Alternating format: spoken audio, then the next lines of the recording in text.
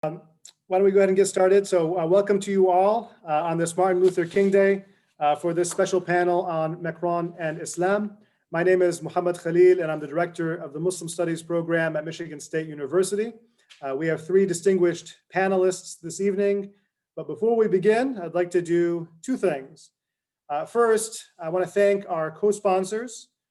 In addition to the Muslim Studies program, the co-sponsors include the Center for European, Russian, and Eurasian Studies, the Department of Anthropology, the Department of Political Science, the Department of Religious Studies, the Department of Romance and Classical Studies, Global Studies in the Arts and Humanities, James Madison College, Asian Studies Center, and Peace and Justice Studies.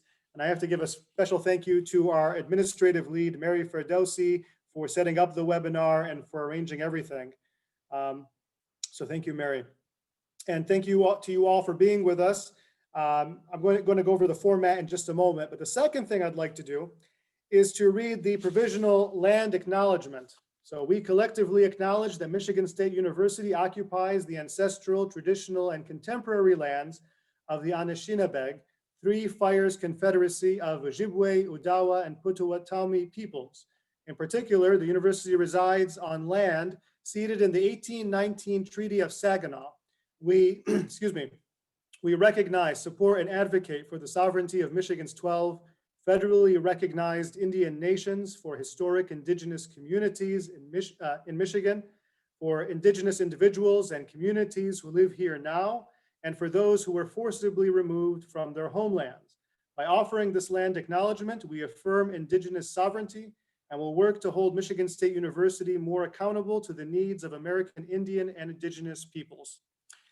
Now, the news these days in the United States is, of course, unsettling, and the news elsewhere has been unsettling. And the news in France the past few months has raised a lot of questions. We see reports of a teacher being murdered after showing an image of the Prophet Mohammad. We see the French President Emmanuel Macron declaring that Islam is in crisis and pushing for tougher measures. And we see protest and response to this. So there are a lot of questions that people have, and that's why we wanted to set up this panel. As I said at the outset, we have three distinguished panelists. So let's get right to it. Each panelist will have 15 minutes, and they will speak in the order that they appear in the flyer. So Professor Mayanthi Fernando, Professor Ebrahim Moosa, Professor Chantal Tetreault, and then we'll have time for questions. This is, again, a webinar format, so you can type in your questions in the Q&A. If you're on a laptop, if you move the cursor, you should see Q&A. I see it at the bottom of my screen. If you're on a phone, you may need to swipe or look around a little bit to find it, but you should all be able to access the Q&A and to type in your questions there. If you really would like to ask a question by video, you can request to be promoted to panelist briefly. And the only reason we do all this is for security purposes. And we've had incidents in the past that necessitate this format. So I'm going to introduce each speaker just before they speak. So we'll begin with Professor Mayanthi Fernando. Professor Fernando is Associate Professor of Anthropology at the University of California, Santa Cruz, where she also directs the Center for Cultural Studies. Her research interests include Islam and secularism, liberalism and law, gender, sexuality and the body, and humanism and its others. Her first book, The Republic Unsettled, Muslim French and the Contradictions of Secularism, examines the intersection of religion and politics in France. She is currently working on a second book on the secularity of post-humanism and the possibilities for thinking the non-human more capaciously and less secularly. And with that, it gives me great pleasure to introduce Professor Fernando. Thank you so much, Mohammed. Can you all hear me okay? Yes. Okay, perfect. So I just wrote out some comments so I would stay to time. So I'm just gonna read those. First, I want to thank Mohammed for the invitation to speak at this panel on Macron and Islam this evening. I'm really honored to be here with Ebrahim and Chantal, who I haven't seen in a very long time. So it's really nice to see you. While I have followed the situation in France over the past few months, this is actually the first time I've commented publicly, in large part because the whole situation, the terrorist attacks by Islamic radicals, the draconian response by the government, the insistent claim that this response is necessary to reaffirm laïcité or French secularism, the equally insistent claim that laïcité is a distinctly French concept that Americans simply don't understand, the demand by politicians on both the left and the right that Muslim French swear allegiance to Republican values, les valeurs de la République, as if most of them were not born and raised in France and inculcated in the Republican school system. The fact that all of this is a calculated response to ward off the National Front with a presidential election coming up, the whole situation is just so depressingly familiar, such a repetition, that I feel like I have nothing new to say, really. So rather than take up the present moment, I want to provide some historical and structural context for understanding it. And I have three main points. First, I want to underscore that French secularism or laïcité is not what Emmanuel Macron says it is, the strict separation of church and state, the banishment of religion from politics, but it is what he and his government are doing, namely the strict regulation of religious life, in this case, Muslim life, by the French state. The dominant narrative about laïcité, both in France and in the US media, is that in 1905, church and state were officially separated and religion restricted to the private sphere. The reality is more complicated. The 1905 law was not a break with the Catholic Church, but rather a compromise. And so the law is as much a confluence of state and organized religion as it is a separation.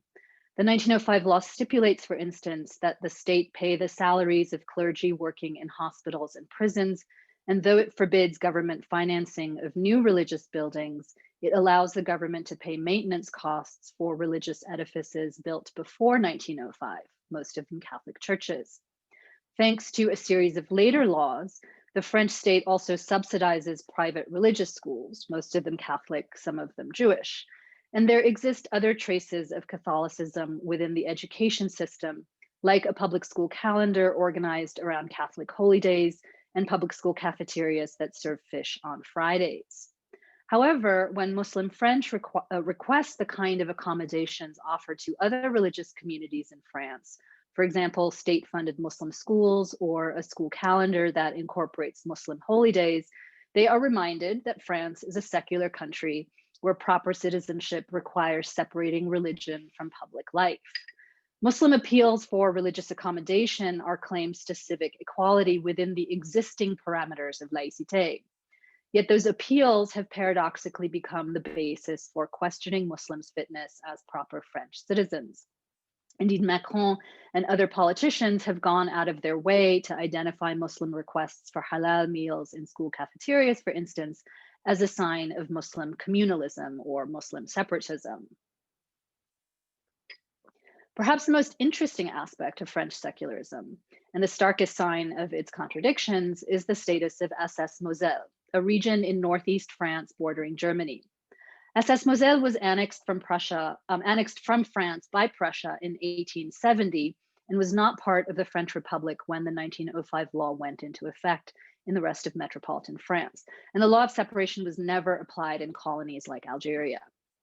Although Alsace-Moselle was reincorporated into the Republic after World War II, its 3 départements continued to be ruled under a Napoleon-era Concordat system, such that Catholicism, Calvinism, Lutheranism, and Judaism remain officially recognized religions. Religious education in one of these 4 is obligatory for public school children unless they opt out, and the French state pays the salaries of clergy from the 4 recognized religions. Now, most people read Alsace-Moselle as an exception, but it's helpful to read its system of recognized religions as telling us something about the way French secularism has worked as the intervention into and management of religious life. And here, the fact that Judaism is one of those recognized religions is particularly instructive. Like Muslims then and now, Jews in France were long thought incapable of being French citizens because they were too communalist. Jews' incorporation as citizens into the French nation in the late 18th and 19th centuries, called emancipation, depended on their becoming incorporable, which in turn depended on a radical transformation of Jewish life, a transformation undertaken, I want to underscore, by the state. The authority of Jewish law was dismantled. Jews had to wear French dress and take French names, and Judaism was institutionally remade by the state. In 1808, for example, Napoleon created the Central Consistory, le Consistoire Central Israélite, which exists to this day, to serve as the official representative of Judaism and Jews in France, and appointed all its members. Its responsibilities initially concerned the so-called regeneration of Jewish life. Over time, those responsibilities were expanded to include the exclusive control of all Jewish institutions and the training of rabbis. My point is that Macron's current discourse of creating an Islam of the Enlightenment, l'Islam des Lumières, of making sure that imams are trained in France, and the general French obsession with Muslim aesthetics, 2 conspicuous headscarves on women, 2 long beards on men, Muslim aesthetics as a sign of a lack of integration. All of this is how French secularism works. And I don't have time to go into detail here, but the institutional transformations of Islam, both earlier in French Algeria and more recently in metropolitan France, including the state's establishment of the French Council on the Muslim Religion, le Conseil Français du Culte Musulman in 2002, follow this interventionist project that is constitutive of French secularism or laïcité.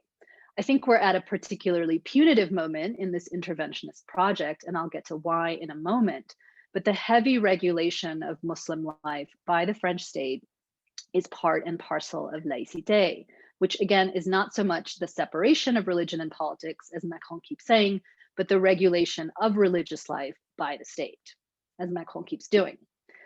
My second point follows from this first foray into history and is much shorter, namely that these transformations in the name of incorporation or integration, first of Jewish life and then of Muslim life, were highly ambivalent projects. If the goal of Jewish emancipation was to make Jews into citizens by reforming Judaism into a proper enlightened religion, the fact that the Jew was always already an outsider made full citizenship, full incorporation impossible. If the Jew was both race and religion, as Gil Anijar has argued, then emancipation's attempt to privatize religion left the Jew a highly racialized figure with disastrous consequences. The Muslim is similarly both race and religion, always already an outsider, despite being French, hence the ostensible failure of Muslims to integrate, despite, at this point, multiple generations of folks born and raised in France. And of course, this discourse of failure is not mine, but the sort of media's and politicians. My third point has to do with Macron's pivot from a campaign and initial presidency not particularly marked by Islamophobia to its current punitively interventionist mode. And here, again, I turn to history, though it's much more recent. When I got to France in 2002 to start fieldwork for my dissertation, Nicolas Sarkozy was Minister of the Interior, and he was insistent that Islam, France's second religion, as he kept noting, and as the media did too, he was insistent that Islam be recognized through institutionalization. And we forget now, but when Sarkozy first came to power as Interior Minister, he was sort of understood as in the mold of a kind of American multiculturalism. So this was when the Council on the Muslim Religion was put in place in December 2002, part of a broader project, both discursive and institutional, to recognize Muslims as full citizens. Very soon, that discourse changed pretty radically. In April 2003, at the annual Muslim Congress of the Union of Islamic Organizations, Sarkozy called for Muslim women to remove their face veils for their national ID pictures. In December 2003, President Jacques Chirac put in place the Stasi Commission to study threats to laïcité, ostensibly coming from Muslim communalism or communautarisme. In March 2004, on the recommendation of the Stasi Commission, the French Parliament overwhelmingly voted to ban conspicuous religious signs, i.e. Islamic headscarves, from French public schools. And by 2005, Sarkozy had pronounced himself the chief cop of France and was denouncing the radical threat of basement Islam, Islam des caves, and threatening to pressure wash the scum out of French banlieue. So why this sudden change? Well, first, electoral politics and a surging right-wing threat from the National Front. Recall that Jean-Marie Le Pen had made the second round of the 2002 presidential elections. Sarkozy had electoral ambitions for the 2007 presidential election, but the National Front was also gaining ground in municipal, legislative, and European parliamentary elections. So Macron's rightward pivot needs to be read in a similar light as a calculated election strategy. Recall that Marine Le Pen made the second round of the 2017 presidential elections and may do so again in 2022. But more than that, Macron's law and order discourse, which parallels Sarkozy's before him, also needs to be understood in relation to the sense of Republican fragility, to the inability of various institutions of the Republic to hold, and to the state's abandonment of many of its obligations to its citizens. It's worth keeping in mind that the 2004 law banning headscarves in public schools and the sense that the Republican school in particular needed to be protected from Islamic communalism or communitarisme came at a time when the state itself was dismantling the Republican school, long held up as an anchor of the Republic and purveyor of the Republican values that politicians like to talk so much about. Since the 1980s, various governments, both on the left and the right, have followed a neoliberal policy of decentralization. And there had been proposals in 2003, i.e. right before the headscarf controversy, to further decentralize school curricula to satisfy regional market needs. This is part of a broader neoliberal restructuring of France and part of its incorporation into the European Union that began in the mid-1970s and has accelerated in the 2000s. A neoliberal restructuring that combines market-friendly policies like labor deregulation, capital mobility, deflation, and trade liberalization with the retraction of the welfare state, the devolution of government, the privileging of a managerial, political, and cultural ethic, the individualization of responsibility, and importantly, the emergence of an expansive carceral apparatus, all of which have eroded the national values of equality, unity, and social solidarity on which the French welfare state was long based. As in the rest of Western Europe, these transformations led to high structural unemployment. But a major aspect of the political and economic transformations definitive of the neoliberal era in France entailed the tacit acceptance that, contrary to preceding decades, the government could and would do very little about high levels of structural unemployment. Indeed, the terms of the 1992 Maastricht Treaty prioritized deficit reduction over welfare protection, and France's integration into the European Union has meant following this new political economic logic. So after 1983, unemployment was transformed from one of the main priorities of national economic policy into the principal anti-inflationary tool and adjustment mechanism of the French economy. So this is the context of uncertainty and fragility, the sense of national undoing that has given rise to the Front National and to more diffuse but nonetheless anti-government movements like the Yellow Vests. This sense of uncertainty and fragility has, of course, been exacerbated by COVID-19 and the breakdown of the French healthcare system, which has been gutted by defunding under Macron and others. It is also the context in which, in response to these movements and to the sense among many French that the Republic is under threat, its political and economic and educational institutions coming apart, that Macron, like so many other politicians before him, has turned to scapegoating Islam, to the ostensible threat that Islamist separatism poses, and to the rhetoric of law and order, of reestablishing national identity, Republican values, and the authority of the Republic. Now, I want to underscore that neoliberal restructuring has always been a political decision made and instituted by governing elites like Macron. And so this scapegoating is also a disavowal of their own responsibility for the precarious situation in which many French citizens find themselves. But sadly, the ritual enactment of law and order upon the bodies of Black and Brown people seems to work in a kind of synecdoche, reestablishing Republican authority in one domain, on Muslims. The French state seems to and is seen to reestablish its authority in all domains. This is political theater, of course, but effective theater nonetheless.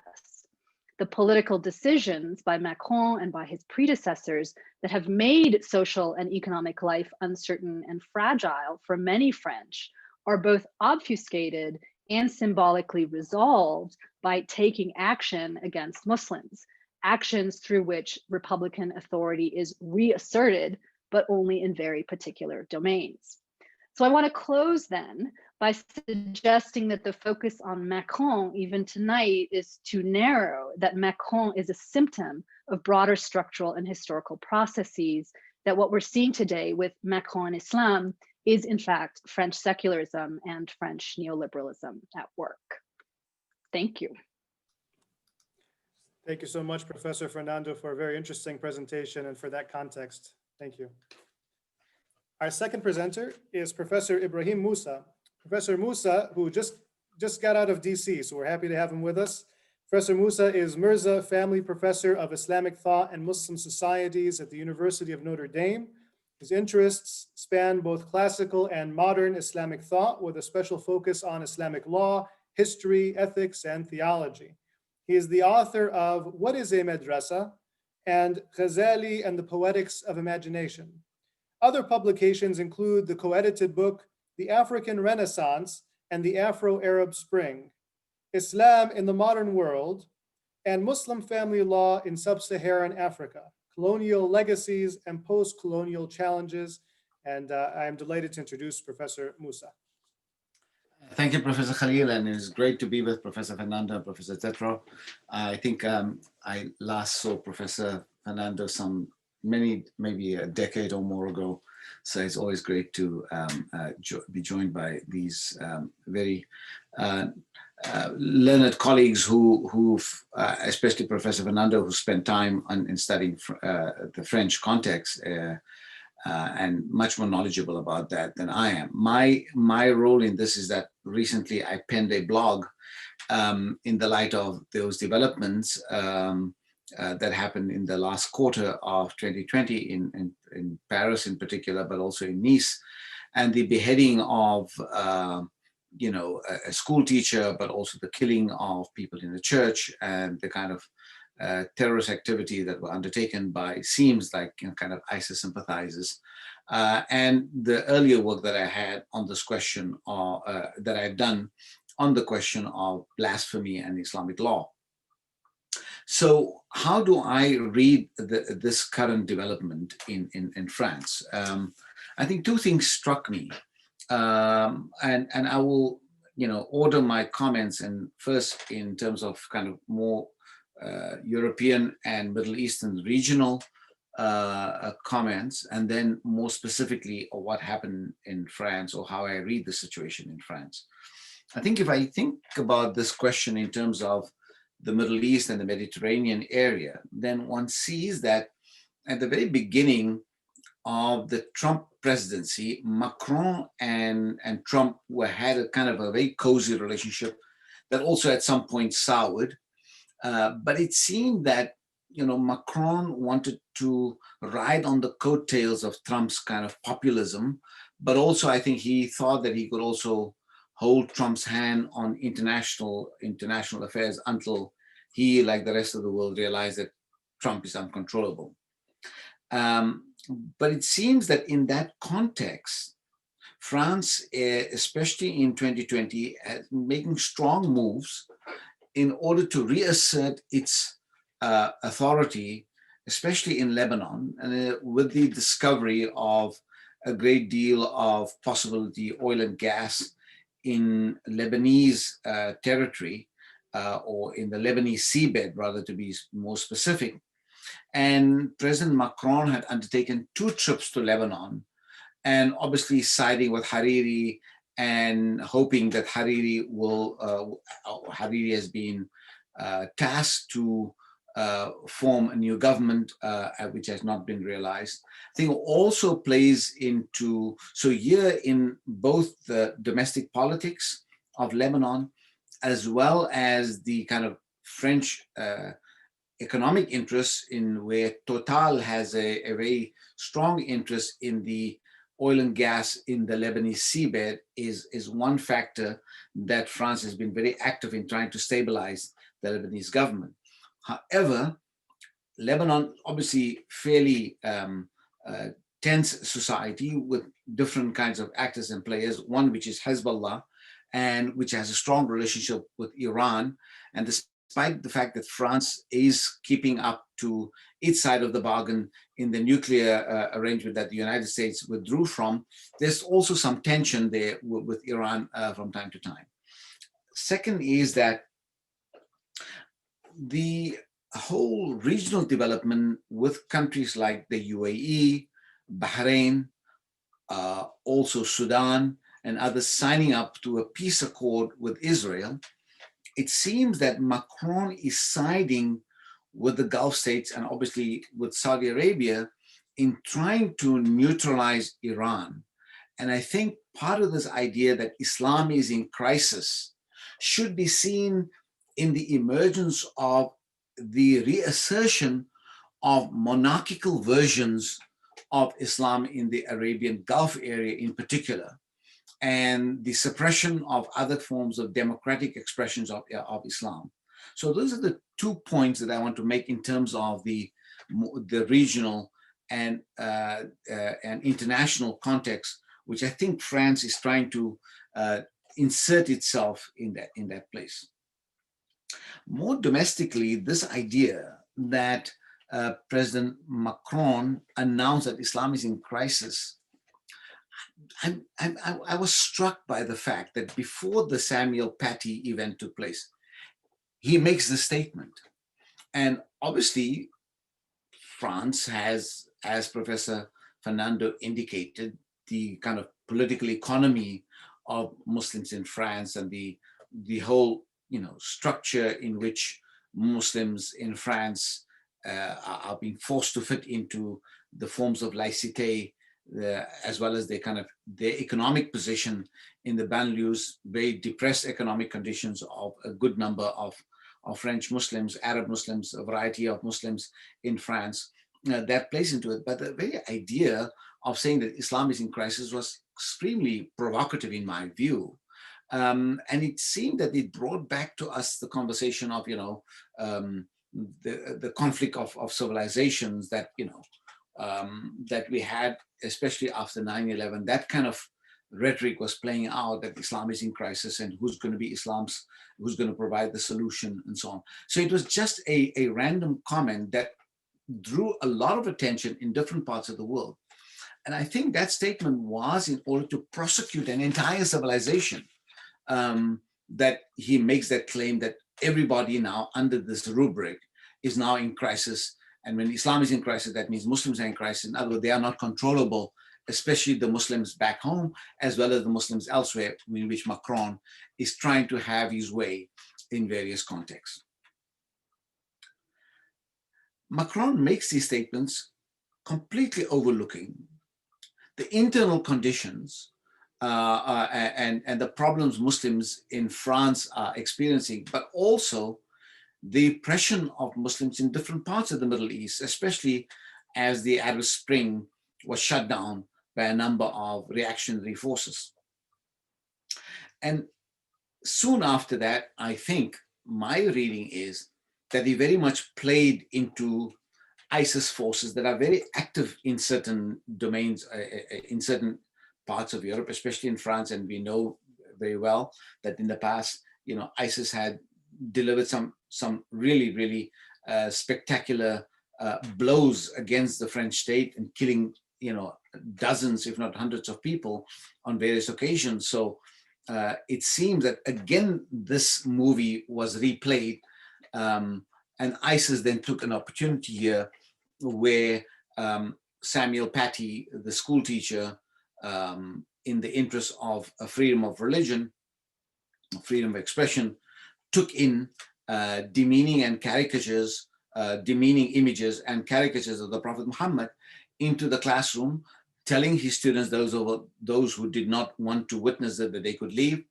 And obviously that created a certain kind of reaction in the community, and the school teacher was targeted by a terrorist and beheaded, and that obviously set a new set of activities into motion. outrage on the part of the French establishment, outrage also on the part of the Muslim community in France. However, we hardly heard the voice of the Muslim community in their protests against these actions by the terrorists. In fact, French Muslim spokespersons frequently say that their voice is never asked for, they are never consulted by the media or by television, and they really have to push themselves in order to make themselves heard in the kind of broader French media, that they are also objecting to these practices that people do in the name of Islam, as some of these terrorists do. What was egregious is that in the wake of the beheading of the school teacher, this terrorist act, and the solidarity that France then developed, and there was this big gathering in Paris commemorating Samuel Paty, was that the various government buildings were utilized in order to project images of these cartoons that were already in the past, Charlie Hebdo, Gillen's Poston in this one of the newspapers in the Scandinavian countries that started this whole thing of ridiculing the Prophet Muhammad's image in public in order to show that there's a certain kind of freedom of expression that Europe practices, and provoking Muslim communities. And there were global reactions to Gillen's Poston's publications, and also Charlie Hebdo. Charlie Hebdo itself suffered as a result of several of his journalists being assassinated and killed by terrorists and so on. That whole issue and that whole movie replayed again, but this time the French state, and under the guidance of the French president, who gave solidarity, and part of that solidarity movement with the killing of Samuel Paty, that the French government buildings were utilized in order to project those images. This is, to my mind, in the past, the projection of these images was undertaken by media, private media and so on, but now the French state becomes part of that. And in doing so, it injures the sensibilities, the religious sensibilities, at least 5 million Muslims in France and several million elsewhere in Europe, and millions around the world, who hold the Prophet Muhammad in great esteem. And it seems that this is almost a kind of a colonial reflex of collective punishment that is playing out in order to teach the Muslims in France a lesson, or Muslims elsewhere a lesson, in which the French state plays a role in this kind of collective punishment. We do know that in 2018, the European Court of Human Rights had ruled that disparaging images and caricatures of the Prophet Muhammad is not part of free speech. And yet one sees that the violation of that takes place, of that ruling. Now, obviously, France might have its own justification why it does not adhere to that, but nevertheless, the reaction to the killing of Paty was that the French value free speech. Finally, it seems that this question of the execution of blasphemy, of people who engage in blaspheming the Prophet Muhammad,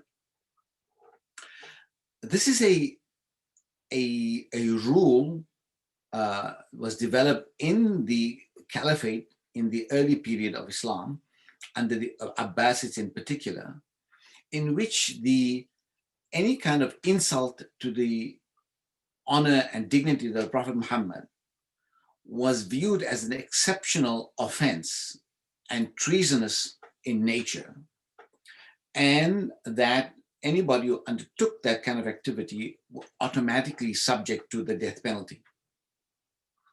Now, there's a lot of discussion that Muslim communities ought to undertake whether that rule still applies today. But even if you still apply that rule today, it is not up to vigilantes like ISIS and ISIS sympathizers to undertake that task. That would be a task that is undertaken by an Islamic government. And there's no Islamic government in France. France has Muslims in France fall under a different kind of order.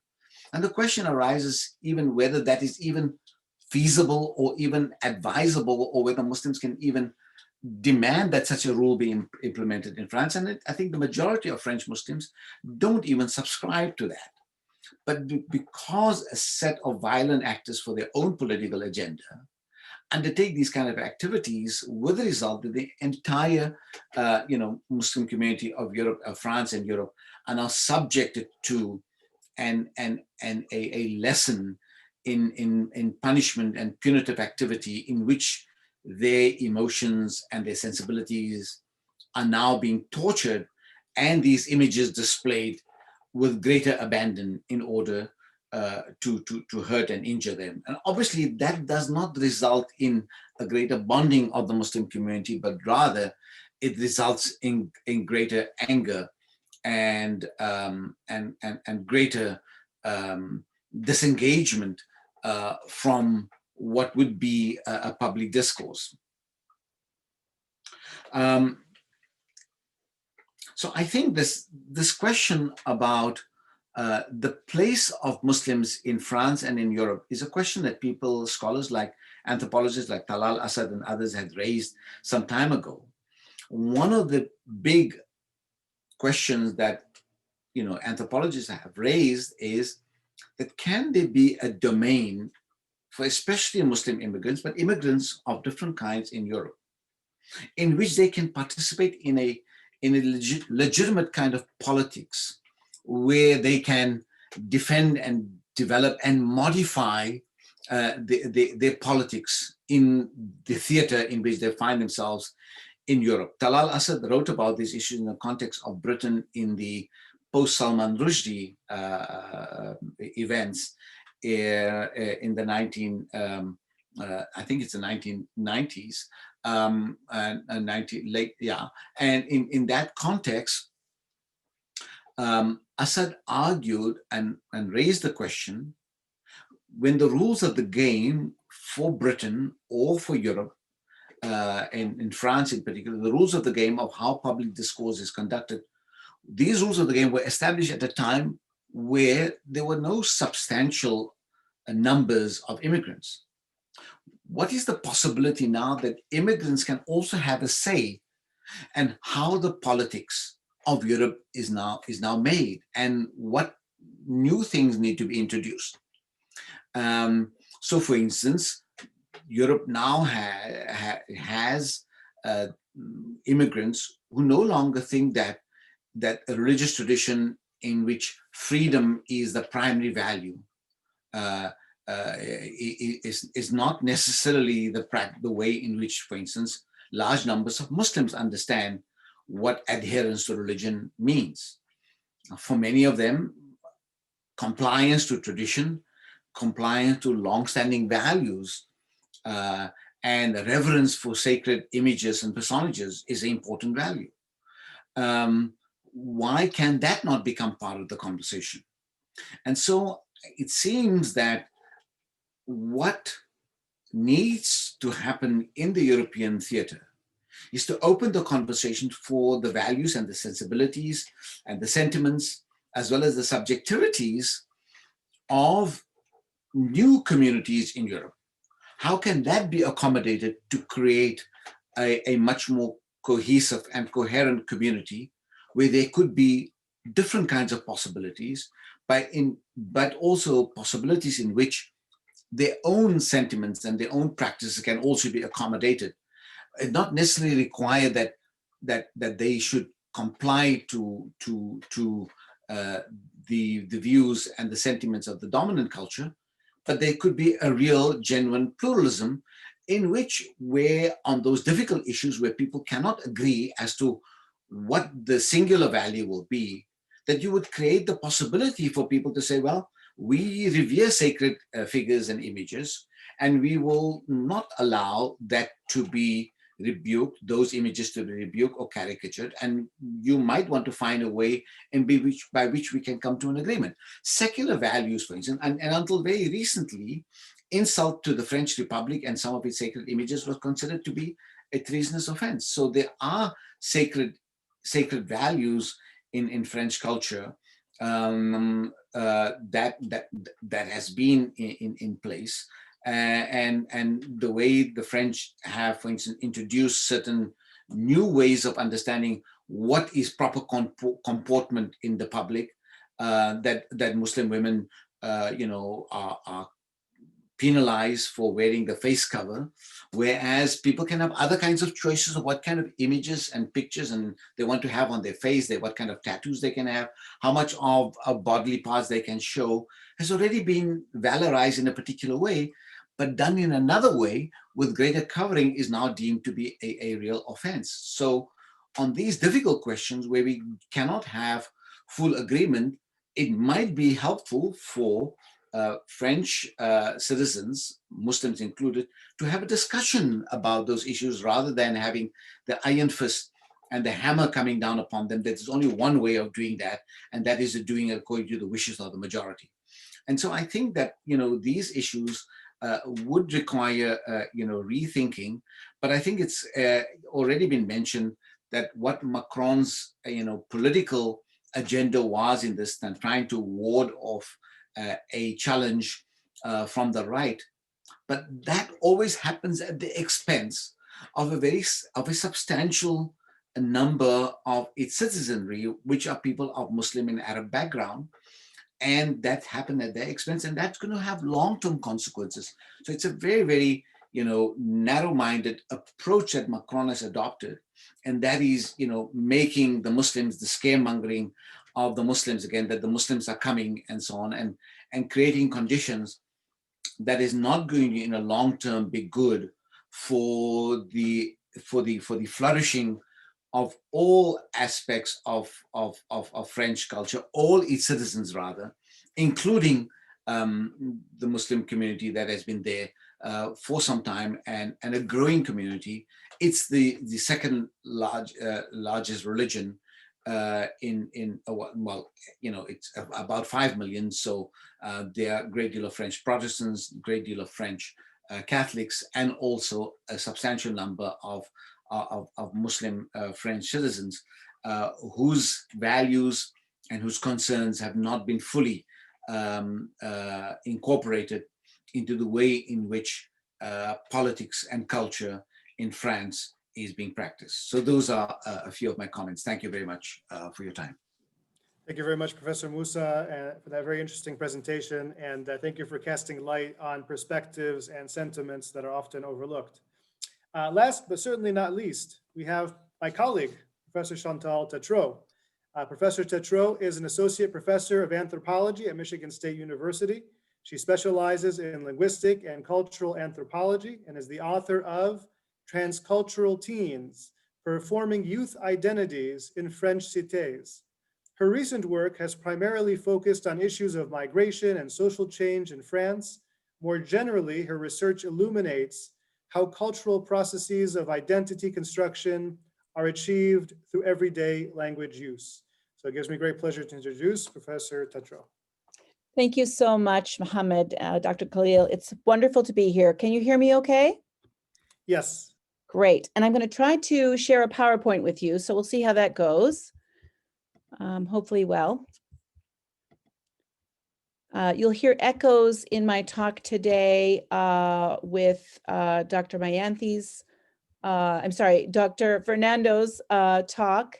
And it's just a wonderful opportunity to be a part of this panel. It's so nice to meet you, Dr. Moosa, and hear these wonderful papers. Now, can you see my PowerPoint? Yes, we can. Okay, excellent. Okay, great. So my presentation today considers President Macron's contradictory role in the current public French debate about the value of Arabic. And I'm going to be talking today about Arabic language instruction, which seems a little bit off topic, but as you'll see, there are many, many echoes with what Dr. Moosa, but more particularly what Dr. Fernando has been talking about. Increasingly, Islamophobic discourses about the Arabic language what I and my colleague and co-author Immaculada Garcia Sanchez have elsewhere termed Islamo-linguistic phobia disproportionately shape Arabic education discussions along with other cultural debates in France. Although more access to Arabic in public schools has been deemed necessary by successive ministers of education, Najat Vallaud-Belkacem and Jean-Michel Blanquet, these proposals have been met with mediatized panic and vitriol. And yet, currently only 13,000 or 0.2% of all middle and high school students who take a second language in France have access to Arabic. And despite the fact that Arabic is the second most widely spoken language in France after French, calls for reform include more Arabic in public school offerings and are framed as part of a way to redress this lack, which is especially striking considering that France encompasses the largest population of Arab heritage residents in Europe, estimated between 3 and 5 million, including immigrants and descendants of immigrants. Research on the cultural and linguistic ideologies that frame Arabic language educational reform in France is particularly timely due to the current influence of right-wing Islamophobic discourses on mainstream French politics, including Macron's rhetoric. As I will argue, in these discourses, Arabic language and presumed attendant cultural and religious ties are posed as threats to French sovereignty.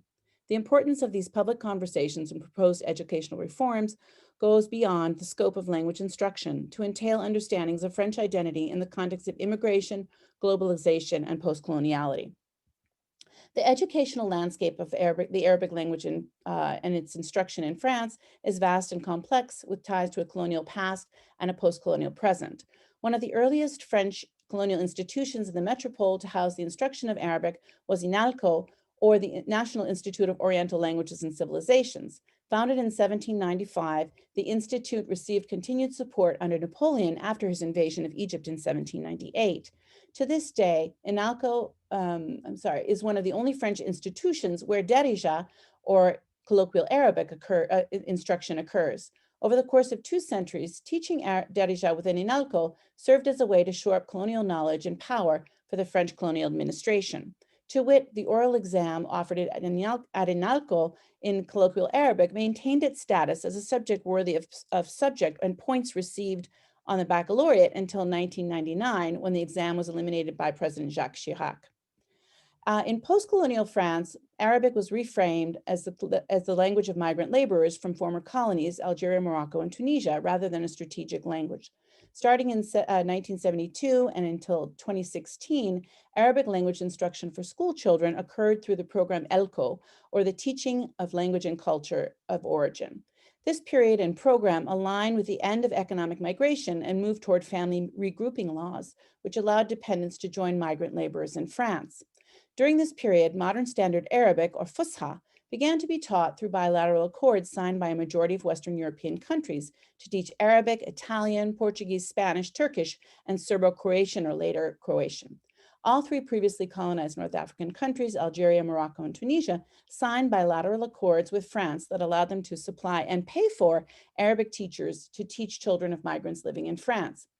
Under the ELCO program, second language instruction for primary school-age children was framed in terms of the rights and needs of migrant parents and children who are often themselves immigrants. A strong emphasis was placed on learning the language of the sending country with an eye for maintaining fluency in the children's anticipated return to their home country, quote unquote. ELCO was striking not only for the fact that sending nations were training, vetting, and paying for Arabic teachers and all ELCO teachers.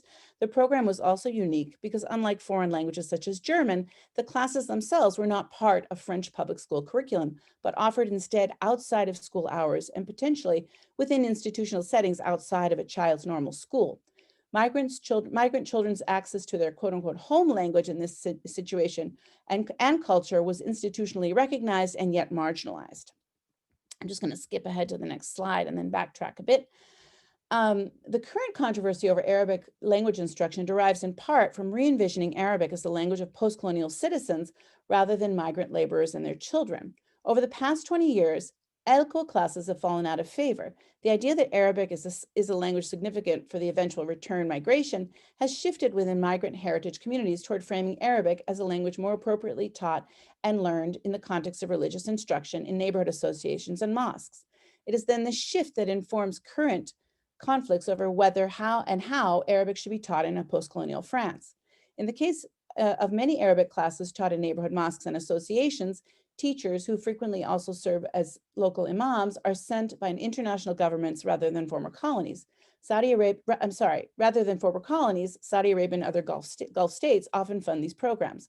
Arabic classes are taught in such neighborhood contexts outside of direct state institutional control and are construed in right-wing discourse and increasingly in centrist discourse as potentially radicalizing to children in dominant French political discourse. To children, as radicalizing to children. Whereas at their height, ELCO Arabic students numbered as many as 100,000. Today, that number is roughly half at 60,000. At the same time that ELCO classes have fallen out of favor, community-led Arabic classes have blossomed. 80,000 students now take those classes. This makes the teaching of Arabic central to the ongoing and entrenched national discussions regarding education and laïcité. Of course, Dr. Fernando talked extensively about that, and I draw extensively upon her wonderful research in her book on this topic. Laïcité roughly translates as secularism, but it truly means protection of the French state against imagined or real incursions of religion, sort of anything that might go against the idea of secularism, which shifts and is constructed across time differently. Past national policies and politicized debates regarding French public schools focus primarily on excluding the Muslim headscarf in favor of laïcité. Now that the hijab is effectively excluded by law from public schools, current educational debates in France have refocused upon Arabic language instruction as a supposed new threat to laïcité. And here, I'm sorry, I'm just going to backtrack a little to the new program. Legislation proposed in 2016 by then Minister of Education Najat Vallaud-Belkacem under President Hollande continued under Macron, attempted to politically transform and rebrand ELCO as the L program, which stands for International Teaching of Foreign Languages.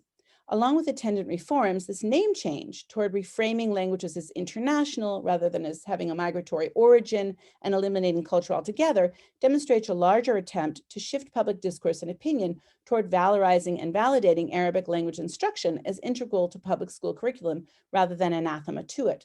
Some of the major changes to L that align with a shift toward Arabic as a quote-unquote international language rather than heritage or migrant language include the following. Language teachers are still recruited from other countries, including Algeria, Morocco, and Tunisia, but are required to speak French, to abide by and show an understanding of and commitment to French cultural values, including secular education, to be integrated into and approved by the French national educational system.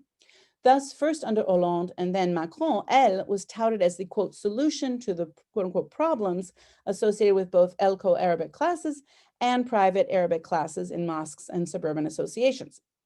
In so doing, Arabic is reframed institutionally and symbolically as secular or laïque in order to fit the integrationist and assimilationist projects of the French state.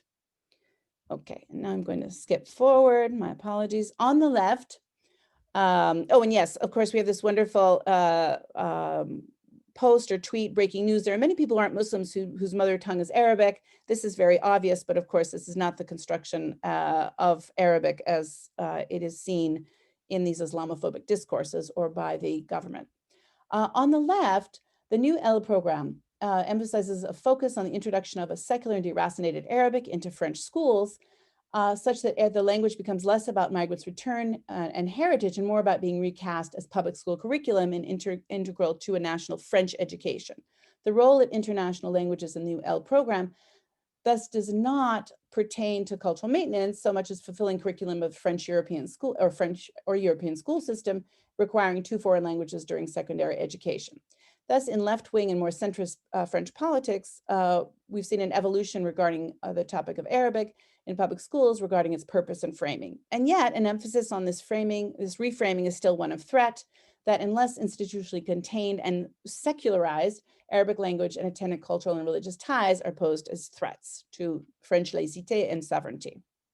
And here I'm just going to give you a few quotes about sort of how it's being posed by Minister Jean-Michel Blanquet and others. There's this understanding of Arabic as having status because it's a world language. So whereas as a world language, as being secular, I'll get into what that means in a little bit, but it's a kind of ideological distinction between Fusha, and classical Arabic. This is not a distinction that anyone who speaks Arabic, who has learned Arabic would make, but basically the French Ministry of Education is arguing that if it's modern standard Arabic, it is secular and this it's okay for consumption in French schools, but Quranic Arabic or classical Arabic is somehow corrupting and dangerous and must be excluded. Whereas left-leaning socialist leaders and others attempt to reframe Arabic as having value in a secular world, as a secular world language, in addition to its role as a heritage language, conservative and nationalistic French politicians argue that Arabic itself is a radicalizing influence and therefore dangerous to teach in public schools. Increasingly, these discourses disproportionately shape Arabic educational discussions along with other cultural debates in France. President Macron currently participates in these extreme right-wing discourses by echoing the supposed threat of Arabic to quote-unquote radicalized students. At the same time that he's moving forward with Arabic language educational reform, he's framed these reforms as specifically suppressing Arabic as a means of preventing what he calls Islamic separatism. While reforms to revamp ELCO as EL were proposed in 2016 under former Minister of Education Najat Vallaud-Belkacem and former President Hollande, these reforms continue to be implemented under the new Education Minister, Jean-Michel Blanquer, when President Macron took power in 2017. And I'm just going to share a few quotes of this very extremist discourse while I read my paper. From the right wing in France that casts Arabic as radicalizing in and of itself, just integral to the language. It's supposedly radicalizing.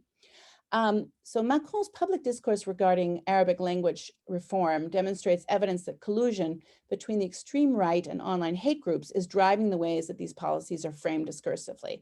So he's moving forward with the same policy that was created under his predecessor, and yet he's framing what he's doing as eradicating Arabic from the French schools.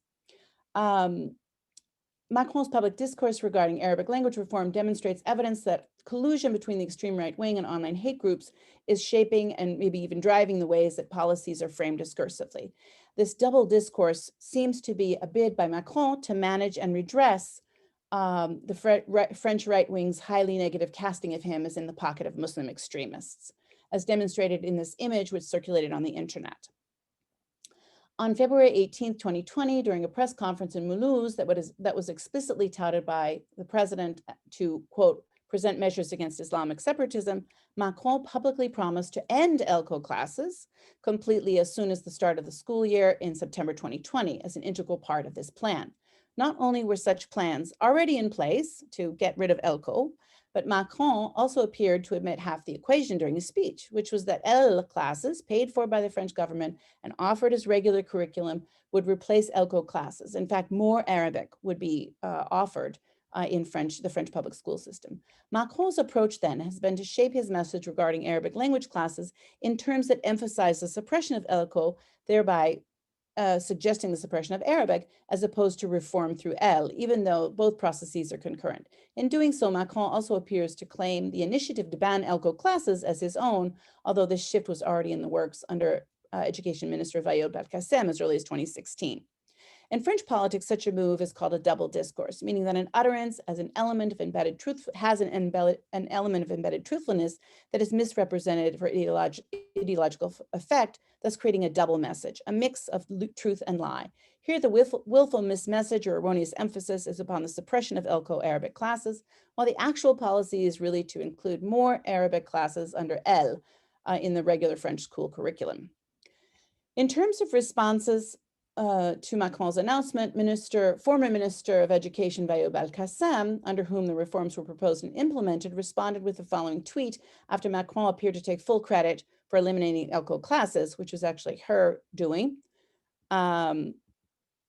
She said, to listen to one's radio and fall from one's chair, to hear the head of state, that is Macron, announce once again, quote, the unprecedented launching of a process, unquote, aiming this time to replace ELCO by international teachings of foreign languages, or EL. This tweet alludes to the fact that EL had been put into place by Vallaud-Belkacem herself in 2016 when she acquired the signatures of 2 countries at that time, including Morocco, her birth country. The new program automatically replaced and thus eliminated ELCO rather than anything that President Macron initiated. As well, Minister of Education Vayoub El-Qassam, the first woman and only person of North African heritage to hold the post, framed the EL reforms as a way to ensure better integration and success of North African heritage students by validating Arabic through moving the language back into the school system as regular curriculum, as opposed to a supplemental program that had little oversight. When the proposed changes came during her tenure as minister, Vayoub El-Qassam received scores of online vitriolic attacks, as well as attacks in print and television journalism, ultimately leading to her resignation in 2017. This image is just one of the racist and sexist images that circulated on the internet. This is her indeed, Vayoub El-Qassam on the right. It is not her on the left, but the image tries to depict her as someone coming from, very impoverished background, which is not the case. And this image widely circulated as both a way to sort of undermine El-Qassam and also to valorize her, supposedly as having overcome. And yet we can see it's racist and sexist. When the proposed changes came, okay, so she resigned. Let me just move forward. President Macron is walking a dangerous line of engaging in reform while miming the suppression of Arabic language classes. Macron explicitly framed Arabic language classes in terms of religious influence of foreign imams. Specifically, Macron linked the suppression of ELCO to the progressive defunding of roughly 300 foreign imams working in France who were recruited from Algeria, Morocco, and Turkey. Under Macron, a troubling collusion is emerging with right-wing Islamophobic discourses. Whereas the left proposes Arabic language instruction as a threat, Arabic language instruction as a threat outside of public schools, extreme right-wing discourse claims that any exposure to Arabic is potentially harmful through Islamic radicalization. Recent policies and political discourses evidence the spread of these views, and Macron's recent framing of the suppression of ELCO classes as part of his fight against Islamic separatism is part and parcel of the mounting influence that right-wing French nationalist rhetoric has achieved of late. As seen by the wide access that social media gives to these Islamo-linguistic phobic discourses, it would seem that the online environment is contributing to this trend. In sum, a rise in Islamophobic discourses from the right in France politicize any type of Arabic language and educational reform is dangerous due to Arabic's supposedly radicalizing or religious influence. Macron's rhetoric is aligned with this trend, even though in this particular case, his policies are not. Thank you so much. Thank you so much, Professor Tetreault, for a very interesting presentation. And thank you for drawing attention to the prevalence of Arabic use and the ways that certain nationalist discourses have affected Arabic instruction and indeed its availability. Now we can open the floor for questions. As I mentioned before, if you're on a laptop, if you move your cursor around, you should see the Q&A option. And if you're on a cell phone, you might have to just swipe or move around a little bit to find it, look around a little bit. So we actually have our first question here from Faisal Khan. Can these Islamophobic policies in regards to teaching Arabic language be challenged in EU Parliament? So I will turn to Professor Tetreault for that. That is a wonderful, wonderful question. And I'm sorry to say that this is very new research. And so I have to think about that question. I don't believe so, but I would need to actually do research on that. And I will have to look into this. I have not actually done the fieldwork for this research. I was supposed to be in France currently doing the research on a Fulbright. It's postponed until next year. So I'm going to have to look that up and get back to you. Maybe you can email me and I'll let you know. I'm so sorry, but I would assume that there might be pressures to do just that, to regularize Arabic language instruction in French schools. But I'm not sure. The one thing I can say is that France was the only country not to ratify a European Union treaty regarding minority languages. So every other EU country ratified a treaty in order to recognize minority and regional languages, and France refused. It would have recognized Arabic as a kind of national heritage language, and also sort of regional languages like Breton, but they refused to do so. And there was not they were not penalized, as far as I know, from the European Union. So apparently there is, there's a lot of give and take here. And so far, France has been resisting that. Yeah. My microphone is not working. I will leave and come right back. Okay. So another question is, there are less Chinese in French, yet Chinese is offered in schools. Yes. I mean, there is a kind of hierarchical, sort of ideal around in terms of which languages are most difficult, right, to learn, and those are the ones that are prioritized.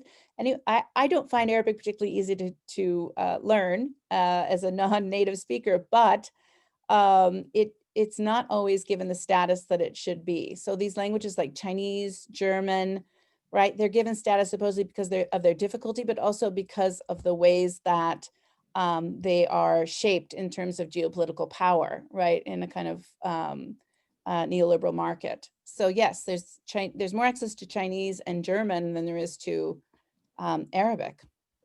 Thank you. And can you hear me okay now? Yes.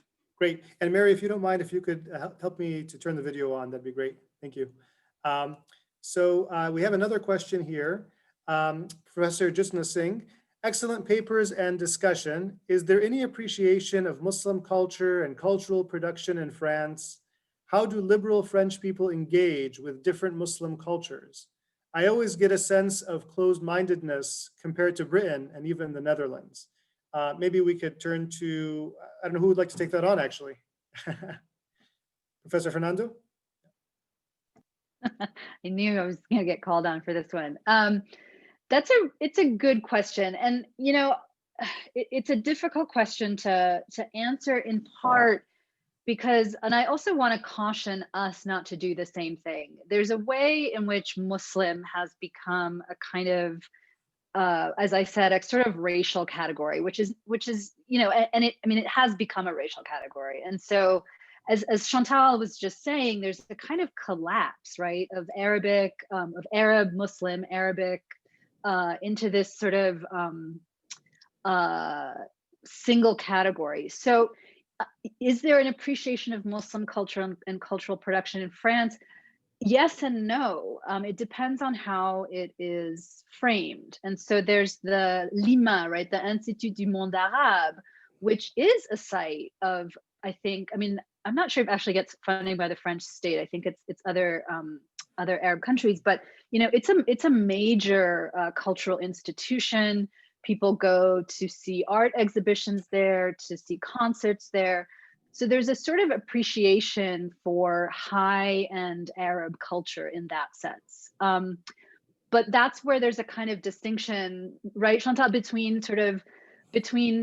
a kind of upper class Arab culture and what is termed sort of Muslims in France, which are understood as mostly working class, kind of the children and grandchildren of post-colonial immigrants from North Africa rather than from the Middle East. And so in a lot of ways, there is an appreciation for Arab culture in a kind of upper class sort of way. But yes, in terms of, I'm also always, I spent some time in England, and I'm always quite surprised by how multicultural Britain can be, right? And France just simply doesn't have the same kind of, I don't know what to call it, the same kind of representation. You just see fewer people of color on television. You see fewer people of color as the anchors of, of news or culture shows. There's just less diversity that one sees publicly, I think. So that's why I said sort of yes and no. Yeah, I think France, and I would love to hear what Dr. Moosa has to say about this as well. So I'll try to keep this brief, but I think there's an idea in France of the value of the great cultures of the world, right? And of course, Islam, the Quran, the Arabic language, Arab culture is considered one of the great cultures, right, of the world that can be properly consumed, right, and enjoyed in the context of a very erudite sort of setting, right, at the Institut du Monde Arabe. The current director, Jacques Lang, considers, Arabic. He just wrote a book about Arabic Trésor de France, so that the Arabic language is this treasure of France, providing that it is, the language of kind of Arab nationalism and not a religious language. So I think, I had an interview and preliminary research about this topic, and I asked a very preeminent political scientist in France who works on migration, what she thought about my topic, and I won't divulge her name. She said, "Oh, I think it's a wonderful topic, providing you talk to people from Egypt and other people with the good Arabic, not, for God's sake, that awful Algerian Arabic that's so guttural and awful to listen to." So, there's this idea of which cultures are sort of, the erudite, cultures of the Arab world, and which are devalued, and Algerian culture is devalued. But I would love to hear Dr. Moosa's, discussion of this as well. Thank you, and thank you for inviting me. Three things I'll just say. I think around about 2005 or just after that, I went to France, and just after the hijab ban came in, a number of colleagues I spoke to, academic, they all tried to persuade me that this is the right thing that has been done. This is the French way. What you don't understand, you multicultural American, South African, you really don't understand. This is the French way. This is the right way, and we just couldn't make any headway. And they were actually quite surprised that I would resist what they are saying. That was the kind of unthinkable, right? The unthinkable happened, that you even question that. And of course, some colleagues with whom whose academic work, Mohammad and others, whose work I've benefited from, Arkoun also sided with the hijab ban. With the hijab in public places. He was part of that committee, and he earned quite a great deal of criticism from other communities. So it seems that France doesn't have a problem with religion. France has a problem with Islam.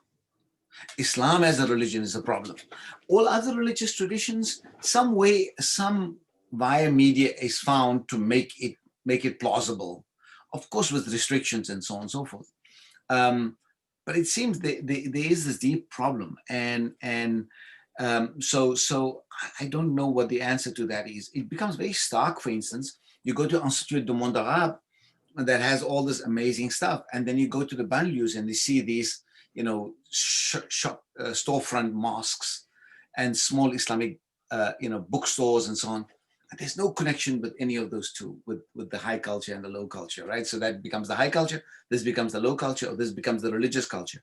And I think you are right when they say, yes, keep Arabic as a culture, keep it secular, it is great. But the moment you insert religion into it, it's a problem, okay? And I think that is the issue. So one cannot say all 5 million people of, and I agree with Professor Fernando that, and this has become a problem in Europe and in North America, that Islam has become a race. It's become racialized, and it's deeply problematic. I mean, this what also happened in Tito's Yugoslavia, that you had Serbs, you had Croats, and then you had Muslims. Whereas in fact, those Muslims are Serbo-Croats. They are a mixture, and some of them, have that. So I think identifying Muslims strongly, identifying people of Arab or African background or South Asian background who share Islam as a religion, and then make that the dominant, marker and identifier, is a deeply problematic issue. But it also seems that because the secular state imposes that character on it, then Muslims also internalize that identity. So one has also seen, for instance, a number of people who were secular, and they're deeply secular. They might be wine drinking secular, even bacon eating secular. But when you touch their Muslimness, there's something is sparked, right? So there is this question that is still for me a bit of a conundrum.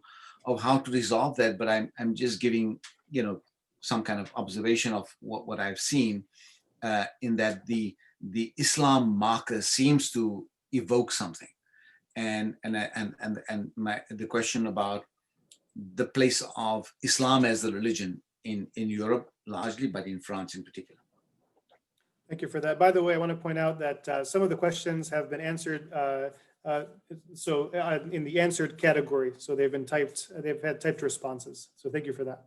The next question is from an anonymous attendee. In France, the Guessot Act makes it illegal to question the existence of crimes that fall in the category of crimes against humanity. This is not considered against freedom of speech. Why is protecting a religious symbol of 1/5 of the population of the world considered against freedom of speech? I don't know who'd like to take that on first. Maybe Professor Fernando? I'm going to throw it to Professor Moosa, since he sort of, this is really what he spoke about, but I'm happy to take it up after. Let me think about it. Sure, Professor Moosa. Oh, you are muted, by the way.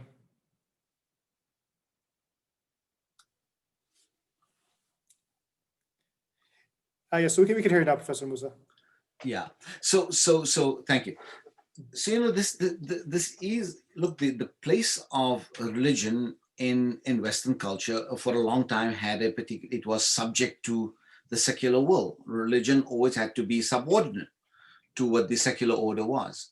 Now there has been a change with the re-emergence of religion in the mid-20th century, and I think the presence of Muslims or people of Islamic heritage and Arab and other kinds of heritage in Europe has also sparked the re-religionizing of Europe, and people are embracing different kinds of religious identities. And people talk about Eurabia, in Britain, and now also I saw Professor Tetreault talked about, the kind of that slide that Macron is being identified with Eurabia, and so I think the presence of actors in the European stage who take religion seriously, that their presence also triggered a certain kind of reaction of people re-embracing the secular culture, people embracing Christianity, but a cultural Christianity,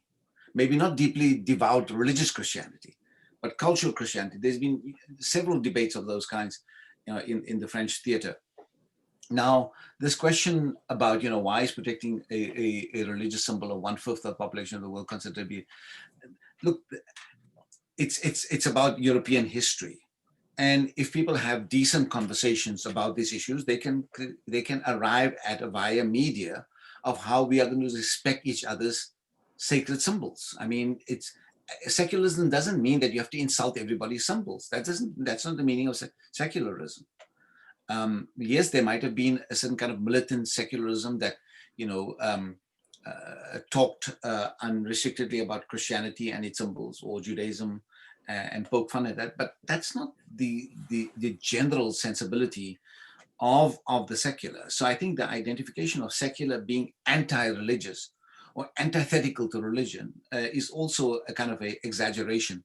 So I think, yes, I think there can be an understanding of how people can begin to think about both secular and religious symbols being respected in ways. I mean, flag burning until recently here was a crime. I think it's burning a flag in France might still be a crime, I think. And so, these are questions that people deliberate through conversation, but is also embedded with certain kind of power, the rhetoric of power, and whose culture prevails. Thank you, Professor Moosa. Would others like to respond?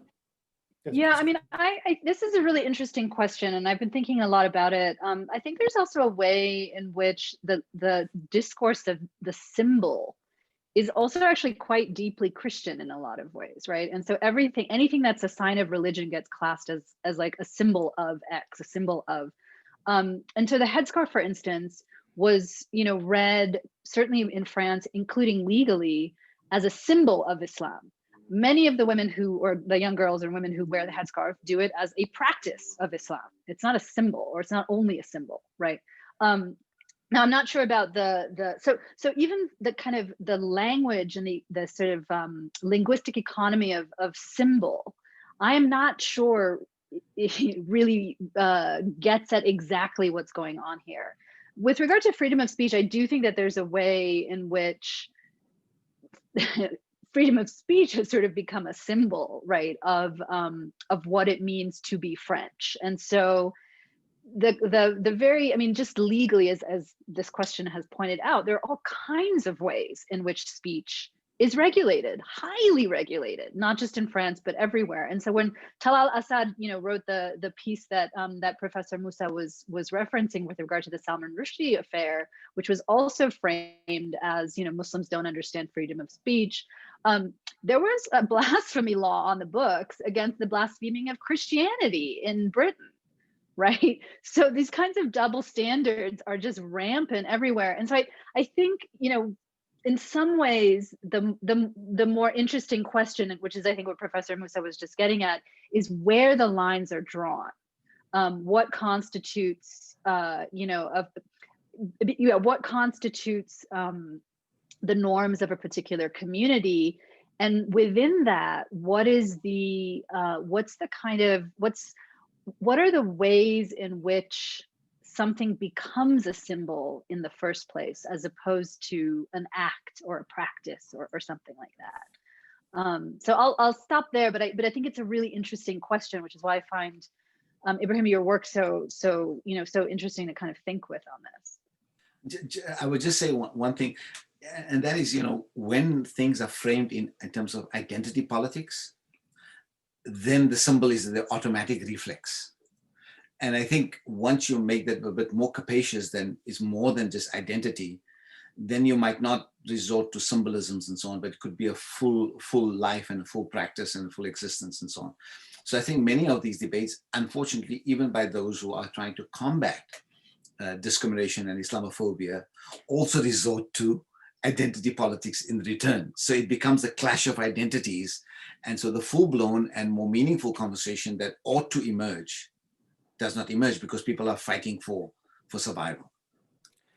I should mention that the anonymous attendee did write a follow-up. As a follow-up to my previous question, by a religious symbol, I meant the Prophet, peace be upon him, not a hijab or something else along those lines. I don't know if someone would like to comment on that. No, I realize that, but I'm again, I'm not, I think the notion of just a symbol, the symbol can do many things and it can mean many things. And so I'm just, I think that, and like Saba Mahmood has a really interesting piece on the Danish cartoons, right? Where she sort of thinks through the different ways in which a symbol functions within the Islamic tradition. And so she makes a distinction, for instance, between an icon and a symbol. Whereas, a symbol points to something else as opposed to an icon that embodies something. And I think in this particular instance, at least in her argument, and I think, and I would be curious, Dr. Moosa, about what you think about this, but there's a way in which the language of the symbol is actually too weak to fully capture why so many Muslims are so profoundly hurt by the publication of these images. And I'm not sure the language of the symbol actually really does that kind of work to fully understand the nature of the trauma in some sense. And I think it has a lot more to do with identification and the Prophet as a model, right, as a kind of icon as opposed to a symbol. Mm-hmm. Professor Moosa, did you want to add anything? No, I think Professor Fernando has articulated that position.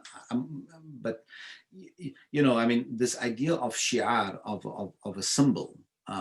So, the identification with the Prophet Muhammad is already part of a religious commitment. So it doesn't stand separate from. So love for the Prophet is almost kind of essential to being a Muslim, like love for, following the path of Jesus and loving Jesus is important. So the way secular discourses, disentangles that and makes that into a symbol and so on, might be useful as a way of communication, but doesn't fully capture it, as you rightly pointed out. And yes, it does cause injury. the issue here that the questioner asks is, so so the question is, so freedom of speech, but we do legislate against certain kinds of freedom of speech. You cannot scream fire in a full cinema. It's come up very frequently now in the US context. There's no absolute freedom of speech. Holocaust denial. You cannot use abusive language towards people of color and gender discrimination. So we've all reined ourselves in through legislation or through ethical practice that it's not the right thing to do. I think it's become now in the European context, especially Gillen's Boston, the Salman Rushdie controversy and Charlie Hebdo, that all this has become a way of persecuting minorities, or as a way of, yes, the context is freedom of speech, but there's very little attention given to, whose bodies does this hurt and who is injured by that. So I think it requires a much more inclusive conversation in several places. This would even be the conversation in India. There would also be the conversation in Europe. And since we are talking about Europe, I think Europeans must have this conversation with greater inclusivity. And I cannot emphasize the point of how, people in France, and especially those who are strongly identified with Islam, believe that they are talked about, but they're never allowed to speak. Thank you, Professor Moosa. Professor Tetreault, did you want to add anything to that? Oh, you're unmuted, just so you know. Oh, yes, I would. I have less to say specifically about sort of symbology relating to religion, as I do about sort of, the ways that public discourse around secularism is so tightly controlled. I'm starting to think about sort of secularist extremism in France, where you can almost do anything in the name of secularism. There've been sort of, symbolic violence done to individuals in the name of secularism. That's really very troubling. I'm thinking of the young boy whose, mother in a headscarf was made to leave a regional legislature for attending a school trip in a hijab. And it was a political stunt by an extremist right-wing politician. It traumatized the child. It made national news. And ultimately, there was no law or rule that preventing you from attending a regional legislature with a headscarf on. But it passed. He was allowed to do it in the name of secularism. And I think, we need to start thinking about the ways that, extremism also extends to certain kinds of actions on the part of secularists in France. It's that we need to examine those kinds of, symbolic actions as well. So. And Professor Tetreault just reminds me of a woman being removed from the beach wearing a burkini. Remember that? Yes. It just becomes bizarre. But more painful for me is, in the light of this beheadings and this recent controversy, that 10-year-olds have been taken for hours into police stations, and they were interrogated and they wet themselves and they come home and they are traumatized. And this doesn't happen to one, but dozens in Faudia. Those are just the ones that have been reported upon. And I must say, the New York Times' reporting on this episode was actually quite nuanced and much more complex than I've ever seen before last year. So I think some people are doing the work with greater complexity. So we're getting close to Dr. Fernando's next book. Yes. So we're getting close to the end. So let me just read the questions I see up here, and then you can answer it however you like. First, Faisal Khan says, Dr. Moosa, I know that in the past, former President Sarkozy stated when he was Minister of Interior that religious talks and or sermons were in Arabic, and he stressed that it should be in French so others can understand. Has anything changed, and what are your views in terms of how and if French Muslims need to transform to assimilate? That's one question. It looks like we have more questions. I'll just sneak in this last question, and then the rest I'd invite you to read them. Here's another question. First, a comment from Professor Kenneth Harrow. It seems to me secularism has been pumped up by Macron as a cover for his anti-immigration policies. Secondly, how much do you see France divided over the issues you've been discussing rather than the French as a unified group? And then along with my comment, the reflection that the immigration issue is central, like a shock of war to many in Europe and France in the past 6 years or so. There are other comments there and questions. So because we're out of time, let me just put it out there and see what final comments you may have. Maybe we'll do the order of the presentation. So Professor Fernando. Thank you. I want to kind of echo what was just said, which is that, you know, the way that these policies, and we've been sort of talking at a general level, but they really are enacted on the bodies of Black and brown people and children. And this was the case for the 2004 headscarf law as well. And I think a lot of us have forgotten that what that headscarf law did was make it impossible for school children, for schoolgirls to go to school, right? And so there's a kind of violence that's being enacted. And as you know, Professor Moosa just said, in this particular instance, it's really young children who are also bearing the brunt of this. I do think that this is really important point is France divide. You know, we're talking about the French as a unified group. One, French does not mean not Muslim, because many Muslims are also French. So I think we need to keep that take that into consideration. But one of the more distressing parts of all of the situation right now, which was the case in 2004 as well, is the kind of dominant discourse is extremely dominant. And I think that there's a way in which French public opinion and the French Parliament, there's very little dissent on some of the policies that Macron is institutionalizing, except for a few small civil liberties organizations here and there. Thank you, Professor Fernando. Next, Professor Moosa. Yeah, so I'll go to the language question. I think, and the sermons, but just as a prelude to that, in very many European contexts, you know, so for instance, you know, white British Muslims or, you know, white French Muslims and so on have also undergone a transformation. So many of them at the beginning were kind of very much aligning themselves with a, you know, Arab culture or South Asian culture and so on when they came into Islam. But after some time, they realized that they are European.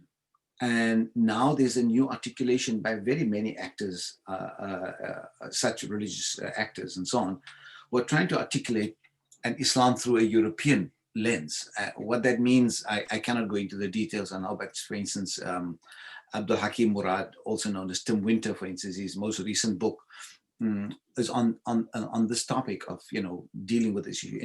Here in North America, Hamza Yusuf and a number of other people are also trying to find that. So this idea of identifying Islam with Arabness or South Asianness is now moving away to a certain kind of, you know, what it is to be an American Muslim. And obviously people will say, you know, nationalism is putting its head into this whole thing, but it's much more complex than just that. I think it's about culture, it's about virtues, it's about the way people identify themselves with those issues. Now, Professor Fernando might be able to say more about, you know, what the nature of the sermons are, but at the Grand Mosque in Paris, I mean, they do speak in French and also Arabic. Now, I know a little bit more about Germany than I know about France, so I can't tell you, you know, what the language would be in some of the smaller mosques. Most likely they would speak Arabic, and I've been talking and advising German Muslims and saying, you know, you might want to switch from Turkish into German language because the next generation understands German better. And that is a very difficult boundary to cross, and it requires really trusted conversation. It requires a trusted conversation with those communities for them to understand that maybe you need both languages. You need both French and you need Arabic. It doesn't have to be either or.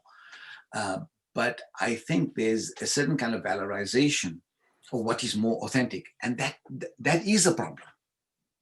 That is a problem, and it creates it signals so many things to the dominant community about belonging and so on. And I think this also creates internal problems with the younger generation who are rebelling against that kind of domination, or they leave the faith and do something else. So I think there are creative solutions, but I think one of the issues that I found European Muslims in particular, less so in North America, European Muslims, Britain and France and Germany, the three countries that I know better, is that they always find themselves with their backs against the wall, and they just don't know how to have a conversation with a deep breath, so they always find themselves under stress, and a trusted conversation is very difficult for them to have with people, with a broader community. Could I just say one sentence, which Please. is that there are many, many, many local associations all over France that are not necessarily, the sermons are not necessarily in mosques. They're in these kind of local association buildings, but the sermons, the sermons are in French. And so there is a movement toward that. It's completely ignored by the media, by many scholars themselves, and certainly by French politicians, but it exists. Thank you. And Professor Tetreault? Yes, I'll just respond to the sort of really wonderful question by Ken Harrow about sort of, unpacking this notion of the French in relation to my own research. And it's an open question for me. I was challenged by a wonderful colleague to ask, but do people, of Arab descent, or people who have Arabic as a goal for their children to learn, do they want that in the public school system, or do they prefer classes in associations? Do they prefer a religious context for their children learning Arabic? And I think it's an open question, right? Maybe it might be more sort of machinations of the French state to sort of work out how to co-opt Arabic and render it secular than it is necessarily for French citizens of North African heritage to enjoy Arabic in the French school system. I think it's an open question that I need to look at in my research. So I thank you, Ken, for that very good question. Thank you so much. And first of all, we do have some comments and questions in the Q&A. Please take a moment to check those out if you haven't already. And I'd like to give a very, very, very special thank you to all three panelists for a very rich conversation. This was very interesting and enlightening. I appreciate you taking the time to be with us virtually, but taking the time to be with us. And I'd like to make actually a quick announcement while you all have your attention. Next week, we have our next event, and that is a lecture by Professor Rosemary Admiral on Muslim women jurists, and she'll be focusing on Morocco. That will be next Monday, the 25th at 7 p.m. So same start time as today. And that is all for now. Thank you again, and have a good evening. Thank you for inviting us. Thank you. so Thank much. you. And it was so nice to see you, Ebrahim and